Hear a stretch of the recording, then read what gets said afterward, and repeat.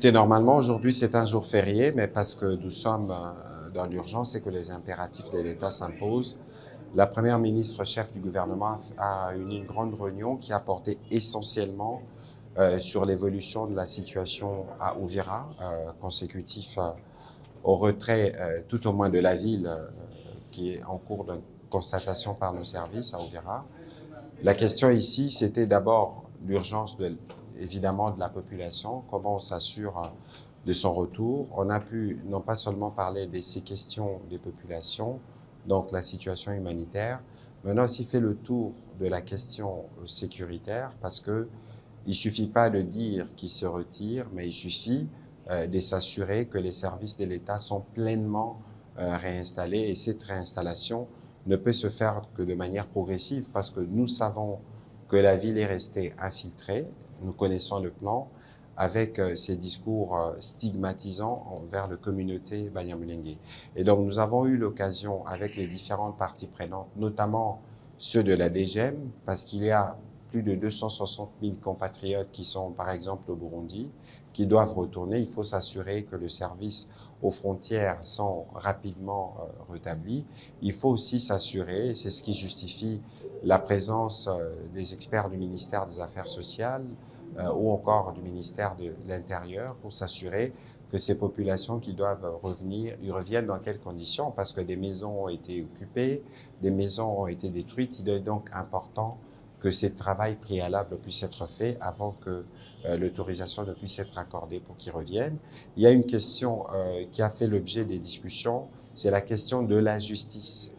Parce que bien au-delà de ce qui s'est passé, mais il y a des cas qui peuvent faire l'objet justement de la justice ou de la sanction judiciaire pour éviter que les actes qui sont posés de manière répétée à Uvira, qu'on avait constaté par les passés, puissent se remettre en place. Et donc il y a ces travails-là de restauration de l'autorité de l'État est en cours. Elle requiert justement que l'État, dans ses différents embranchements, puisse se mettre en place. Et dès que l'État se mettra en place véritablement, il y aura évidemment le retour du gouverneur et de tous les services qui l'accompagnent.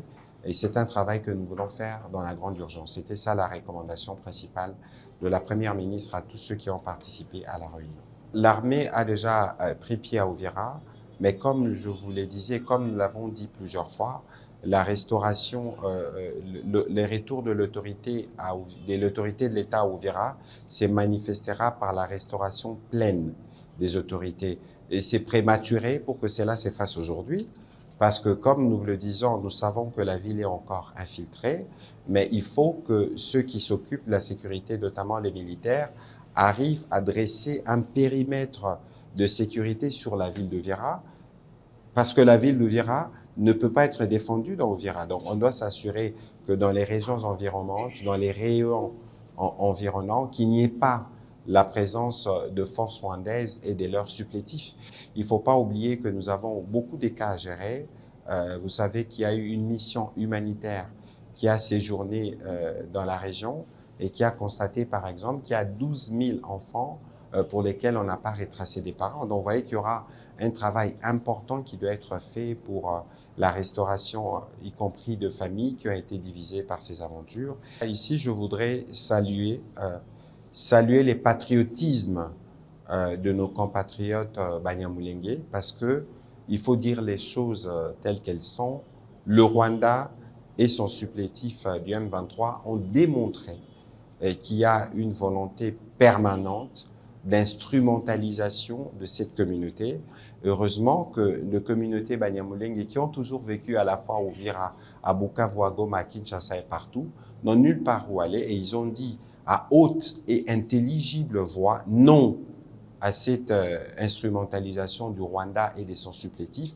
Et je pense que leur voix qui a été entendue pleinement permettra au Rwanda de trouver d'autres fusils d'épaule que de venir se retrancher autour de cette stigmatisation de communauté congolaise. C'est aussi l'occasion de renforcer le message qui avait été envoyé par les gouverneurs à toute la communauté, parce qu'il faut préserver les vivre ensemble, il faut éviter d'ouvrir un petit flanc à l'ennemi pour ne pas lui donner les prétextes des aventures que nous avons vues.